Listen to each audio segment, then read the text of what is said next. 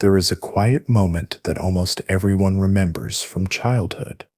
You're sitting in a classroom, fluorescent lights buzzing overhead, the teacher's voice echoing off the walls, and suddenly a thought flickers in your mind.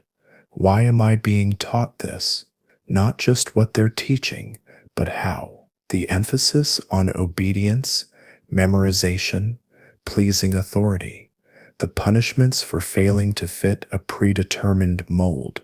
That fleeting discomfort often gets brushed aside, but for many of us, it grows into a private, unsettling realization that the very institutions meant to educate us may also be shaping us into something docile, fearful, even weak.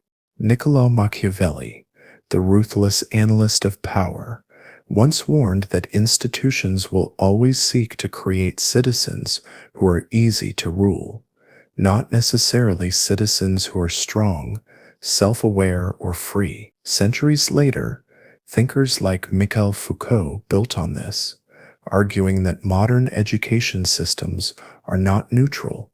They are tools of discipline, surveillance, and normalization. In other words, school doesn't just teach facts, it trains behavior, and what it often rewards is not intelligence, but compliance.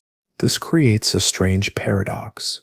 What if what we call education is in some profound way a form of psychological domestication? In this video, we're going to explore that tension deeply, not simply to complain about schools, but to understand what shapes us without our consent. We'll traverse 6 core insights drawn from philosophy, psychology, and lived experience, each one peeling back a different layer of this silent conditioning. By the end, my goal is not to make you cynical, but to help you see clearly, to reclaim a kind of inner strength that institutions quietly discourage, because once you understand how systems are designed to weaken you, you begin to remember how to become strong again. It usually begins with something small. You give the correct answer in class, not because you truly understand it, but because you remembered exactly what the teacher wanted you to repeat. You hand in a polished essay you barely believed in, and your reward is not insight, but approval, a gold star, a higher grade, a smile of validation from an authority figure. And then, one day, perhaps years later, you begin to realize it wasn't my independent thinking they praised. It was my obedience. There's a peculiar kind of quiet corruption in that moment. The realization that the system didn't reward the spark of original thought. It rewarded conformity, disguised as competence. And we begin to internalize a subtle rule.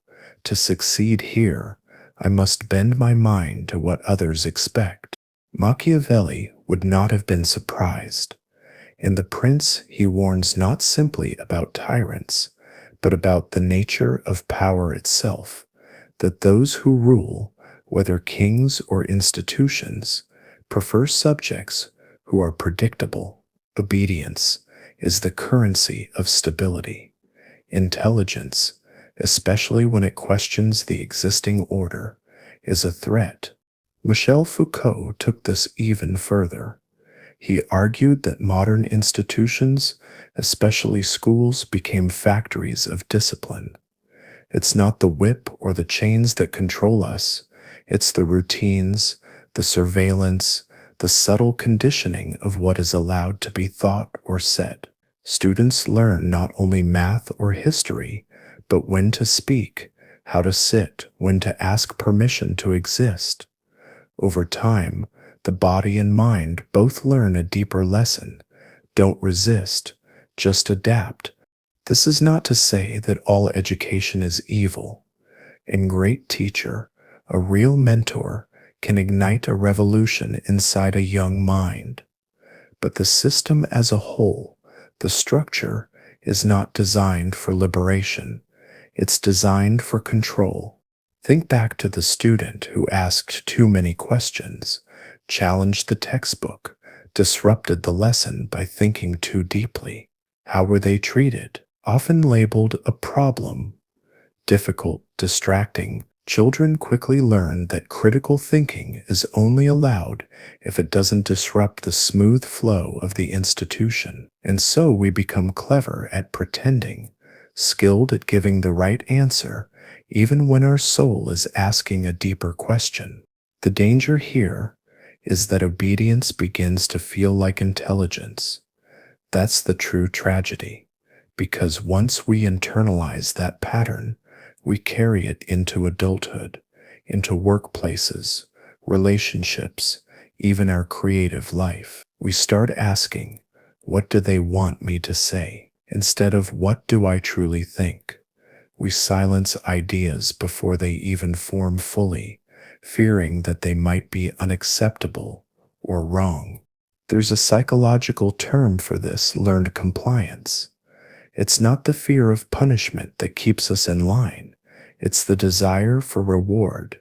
Praise becomes a sedative. Validation becomes a leash.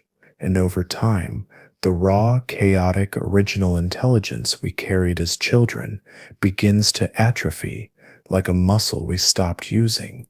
But here's the awakening. Once you see that the system rewarded obedience, you can begin to reclaim something more powerful: sovereignty of mind. You can begin to notice when your thoughts are genuine and when they're pre-packaged for approval. You can experiment with thinking dangerously again, not recklessly, but truthfully. So perhaps the real question is this: how many of my beliefs and ambitions are truly mine, and how many were simply rewarded behaviors I never questioned? That question marks the beginning of internal freedom. And it's not about rebellion for rebellion's sake. It's about remembering the part of you that was meant to think, not just to obey. There's a moment many of us never forget: the first time we failed publicly. Maybe it was standing at the chalkboard with shaky hands, getting the math problem wrong while the class giggled, or turning in an assignment and receiving it back covered in red ink. In that instant, something inside you didn't just feel embarrassment, it felt danger. The danger of being wrong, the danger of being seen as less. For many, that moment becomes a psychological turning point. You begin to calculate not what is true, but what is safe. You become less interested in learning, more interested in not being humiliated. Friedrich Nietzsche claimed that modern society punishes the strong spirit under the guise of good behavior. He wrote that we've created systems that promote herd morality, where the greatest sin is not ignorance, but stepping outside the collective comfort zone. To make a mistake is not merely human, it is treated as a flaw in your worth. Children quickly learn that perfection is the price of acceptance. Psychologist Carol Dweck later coined the term fixed mindset to describe exactly this phenomenon: when individuals believe their abilities are static and that failure is a sign of permanent deficiency. In such a mindset, every mistake feels like a verdict: you are not intelligent. And so the fear of mistakes becomes paralyzing. It kills curiosity. It makes experimentation feel dangerous. Think about the classroom where every wrong answer is met with a sigh, a mock, or a point deduction instead of deeper curiosity. Failure becomes public shame. So what do? We stop asking dangerous questions. We stop exploring paths that might lead to dead ends. We constrain ourselves to the narrow corridor of acceptable thought. So over time, that fear leaks into everything. We hesitate to start new projects. We hide our ambitions. We stay silent in conversations where we might be wrong. We prefer to remain unseen rather than risk being flawed. Nietzsche would say, This is how society breeds mediocrity, by making fear the foundation of education, because someone who is afraid to make mistakes will never become formidable. They will become cautious, agreeable, and above all, safe. But here's the turning point. What if mistakes are not failures of character, but evidence of growth? Carol Dweck's research on the growth mindset shows that those who embrace mistakes as feedback rather than proof of inadequacy become far more creative and resilient. In other words, the people who become powerful thinkers are not those who avoid being wrong, but those who boldly stumble forward and refuse to be defined by it. Ask yourself, when was the last time I allowed myself to look foolish in the name of learning something real? Most of us haven't done that since childhood. And yet, every great thinker, from Socrates to Einstein, was relentlessly willing to be wrong publicly, repeatedly, because they understood that truth emerges not from pride, but from humility. So maybe the real strength is not in avoiding mistakes, but in learning to face them without self-hatred, to dare to say, I don't know, but I want to. That is where actual intelligence lives, not in perfection, but in the courage to explore beyond the known. If this resonates with you so far, consider subscribing. We dive into these kinds of questions every week, peeling back the layers of modern life to rediscover inner strength and clarity. It starts so innocently. A child raises a strange, imaginative question. Something like, what if numbers could feel lonely? The classroom pauses. Some laugh. The teacher dismisses it and moves on. The child feels a twinge of discomfort, not because the question was wrong, but because it didn't fit. And from that moment on, something shifts. It feels safer not to think out loud. This is how conformity is born, not from ideology, but from the quiet desire to avoid being the odd one. We begin to study not just the subject matter, but the social rules. What kind of thoughts get praised? What kind of behavior gets you smiles or acceptance? And most importantly, what parts of myself should I hide in order to belong? Kierkegaard, the Danish philosopher, described this as the crowd, a force that pulls individuals away from authenticity and toward a comfortable sameness. He believed the greatest spiritual danger wasn't sin, but the loss of one's true self in the attempt to blend in. Sartre, decades later, used the word bad faith to describe how we lie to ourselves, pretending we are just roles, students, employees, respectable citizens, rather than free beings who can choose differently. And so, conformity becomes a survival strategy, not because we're weak, but because we're deeply social. We learn that blending in protects us from embarrassment, conflict, or being singled out. We learn to suppress the questions that are too strange, the ideas that might alienate us. We begin to mimic, not from admiration, but from fear of exclusion.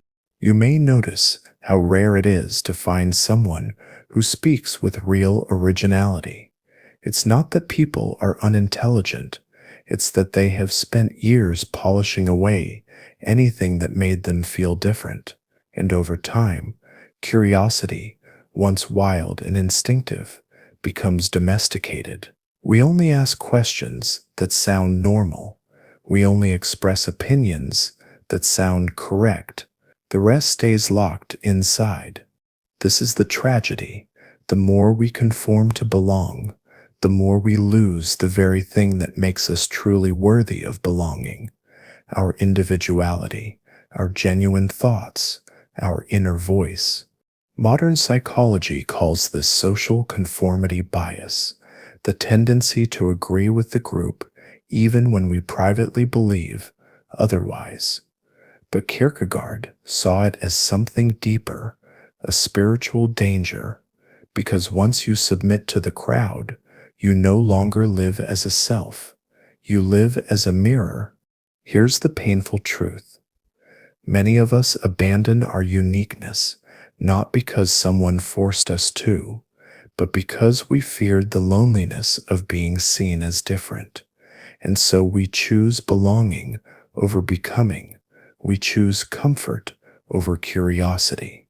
We choose to fit in rather than to stand out, even if it makes us feel quietly dead inside. But something powerful happens when you notice this pattern. You begin to see that the fear of standing out was never really about others. It was about your own internalized judgment. And if you can learn to sit with that discomfort, to speak even when your voice trembles, something remarkable returns. Curiosity, playfulness, originality, the very things that make life rich and meaningful. So let this question linger. What parts of myself have I hidden or silenced just to feel safe? And what might happen if I bring them back into the light? That is where the journey back to selfhood begins. You might remember the first time you received a report card that labeled you by numbers. Suddenly, your intelligence became a percentage. Your effort became a letter. And just like that, something deeply human was reduced to a series of metrics. You learn not merely to do your best, but to compete, to feel pride when your score was higher than someone else's, and shame when it wasn't. Slowly, this becomes the lens through which you view yourself. Am I better or worse than others? Did I achieve more this year?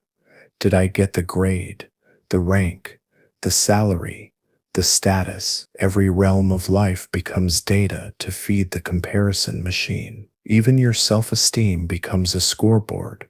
Sigmund Freud would say that such constant measurement feeds the ego, the part of us obsessed with social standing, validation, and the admiration of others. According to Freud, the ego thrives on comparison because it constantly asks, "Who am I in relation to them?" instead of asking, "Who am I truly?" Sociologist Irving Goffman described life as a kind of performance. He believed that in social settings, we wear masks to present ourselves in a certain way.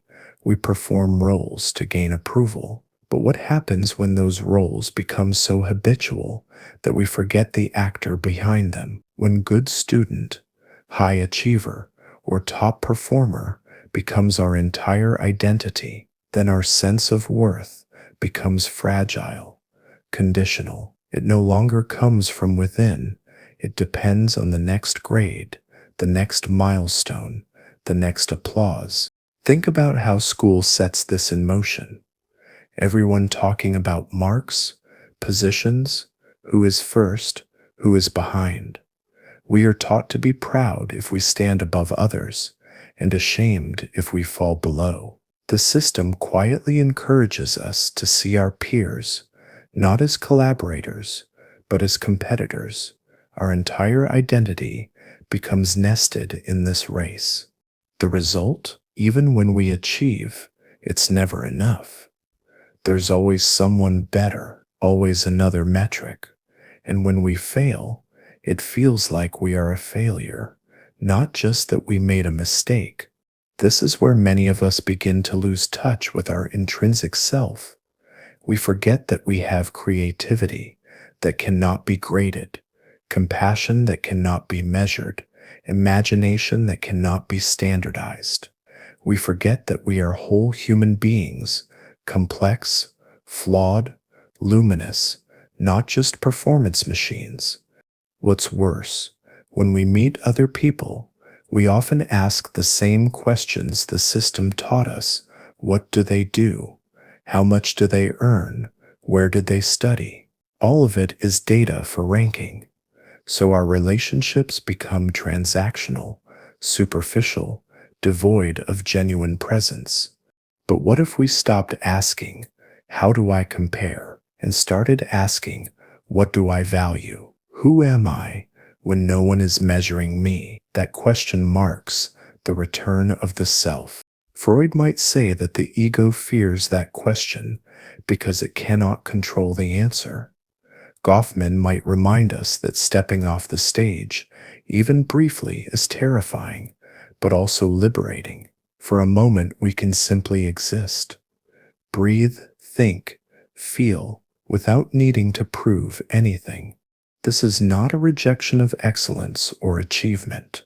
It's a rejection of the lie that your worth depends entirely on them. The moment you see how deeply you've been conditioned to measure yourself, you gain the power to measure differently, by inner standards, by meaning, by truth. Imagine a classroom where students are taught history by memorizing dates and rulers, but never encouraged to ask why those rulers had power or who benefited from their reign, or how oppression is justified through ideology. The lesson is clear. Know the facts, but don't question the structure behind them. Learn the laws, but don't ask who wrote them. Obey the curriculum, but don't examine who designed it. That silence around power is not accidental, it's a design. Niccolo Machiavelli understood that the most stable form of control is not physical force, it's shaping perception. If people never question the source of authority, they will assume it's natural, inevitable, even righteous. And so, if you want to maintain a system, you don't just police behavior, you manage thought. You decide what is teachable and what is unspeakable. Brazilian educator Paulo Freire went further. He argued that traditional schooling often uses what he called the banking model of education. Students are treated like empty accounts into which the teacher deposits information. The result is passive minds trained to accept knowledge, not create it. Freire believed true education should be liberatory, helping students recognize oppression and become agents of change. But most systems, he warned, prefer citizens who follow orders, not citizens who question power. Think about your own education. Were you ever taught how media shapes ideology? How laws reflect the interests of those in power? How to critically examine authority? Or were you mostly rewarded for knowing the right answer without questioning the question itself? This is how invisible power functions, not through explicit censorship, but through shaping the frame of thought. You can study politics for years and never be asked to question the legitimacy of the political order itself. You can study ethics and never discuss how corporations manipulate moral language to justify exploitation. You can study history and still believe that victory equals virtue.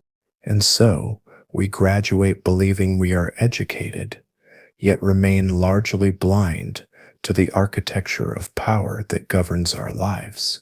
The consequences are profound. A person who can't see power cannot defend themselves against manipulation. They will absorb propaganda without knowing it. They will feel anxious, frustrated, powerless, without understanding why. They will criticize individuals, but never question the system itself.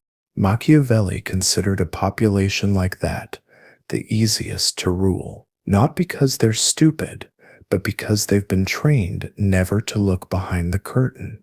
So what's the antidote? Freire believed it begins with critical consciousness, the courage to ask forbidden questions. Who profits from this arrangement? What voices are missing? What is being normalized that should be challenged? Once you begin to think like that, you awaken an inner resistance, not a loud rebellion, but a silent sovereignty. You start to recognize propaganda, manipulation, and ideological conditioning, not as truth, but as tactics. This is not about becoming paranoid or angry.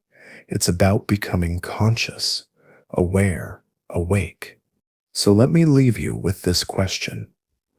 How many of my beliefs were freely chosen, and how many were quietly installed by systems that never wanted me to question them? The moment you begin to ask that, a different kind of education begins, one that no institution can control. There's a strange moment many people experience, often years after school is over. You've done everything right, studied hard, got the degree, landed the respectable job, maybe even achieved a level of success others admire. And yet, late at night, in the quiet moments of your own mind, you feel an inexplicable emptiness, a whisper that says, "Is this it?" This is the final trick of the system. It convinces you that success equals fulfillment, even if it quietly drains your soul. Arthur Schopenhauer, the dark philosopher of pessimism, observed that human desire is like a pendulum. We swing from longing to boredom. We chase goals, thinking they will satisfy us. But once achieved, they lose their meaning. The pleasure fades, and a new hunger emerges. Success, in this view, is not a state of peace. It's just a temporary pause in our restlessness. Carl Jung, the great psychologist of the soul, went deeper. He believed many people follow a path of ego, shaped by society, pursuing status, recognition, and identity roles handed to them by others. But the soul, he said, has different desires. It seeks meaning, authenticity, individuation, and when we ignore those deeper needs, a kind of spiritual suffering begins to emerge. Depression, anxiety, a sense of being lost, even when everything looks successful on the outside. Think about the way success was defined in school. High grades, awards, prestigious institutions. None of it asked, what gives you joy? What makes you feel alive?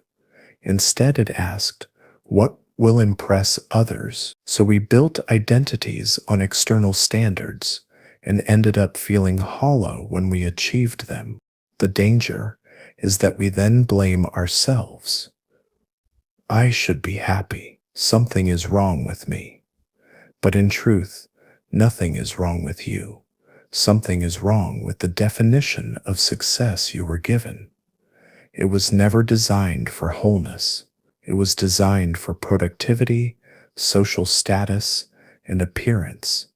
Schopenhauer would say this is the tragedy of human striving to spend one's life climbing a ladder, only to realize it was leaning against the wrong wall. Jung would say it's a call from the unconscious, a signal that the persona you've been wearing is no longer enough. The emptiness is not a sign of failure. It's a sign that your deeper self is asking for something real. And here lies the awakening. Success is only meaningful if it aligns with something within you. Your values, creativity, compassion, curiosity, truth. Otherwise, it's just a mask. So ask yourself honestly, whose definition of success am I living by? Did I ever choose it consciously, or was it chosen for me? It is a courageous thing to redefine success on your own terms. It might mean disappointing others. It might mean stepping off a prestigious path. But it also might mean reclaiming your life.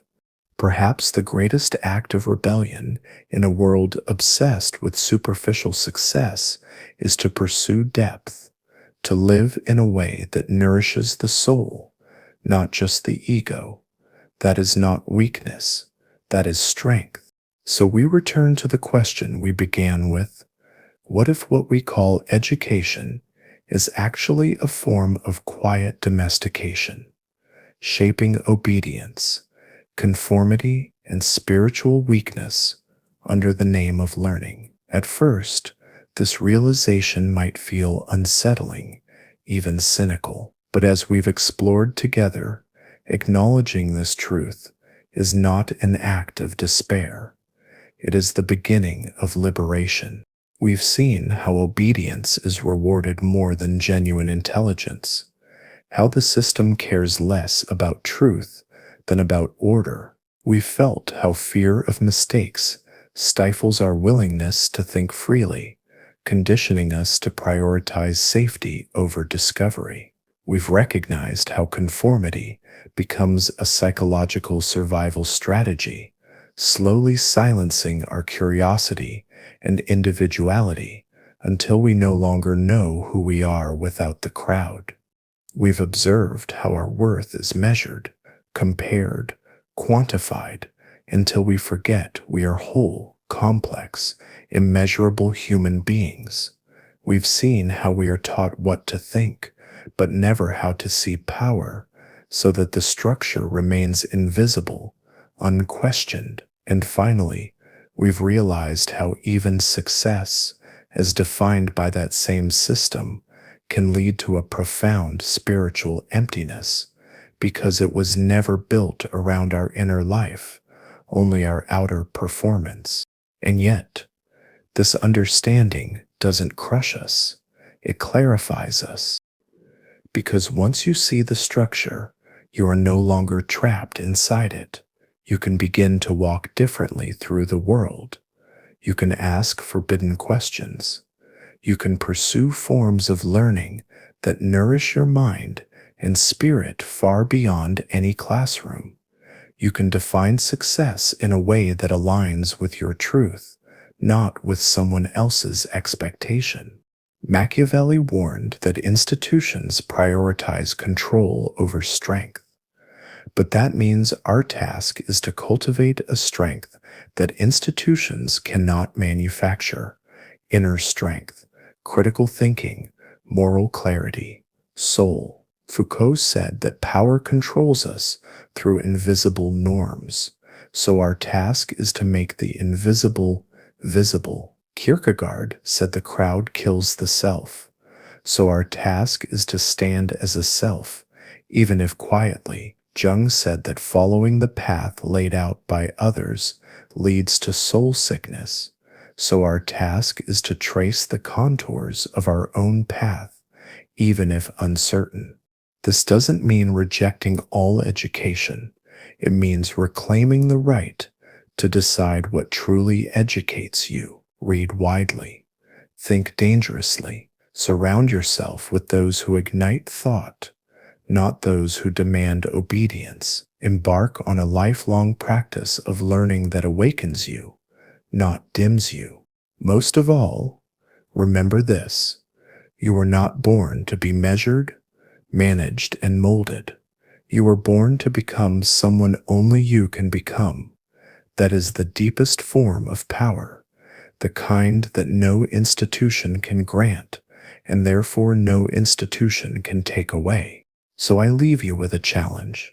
In the week ahead, notice one way you've been conforming out of habit, and gently, courageously, do the opposite. Speak your real thought. Pursue a curiosity that has no reward attached. Question something you were taught never to question. Then pay attention to the feeling that comes with it, that subtle sense of reclaiming your soul. That we explore ideas like this every week for those who are waking up slowly, quietly, but with great sincerity. If this resonated with you, feel free to subscribe and share your reflections in the comments. Not because I want your obedience, but because I value your mind. And if even a small community of us think this way, the world changes, not through noise, but through awareness. Because once you understand how systems are designed to weaken you, you remember how to become unbreakable.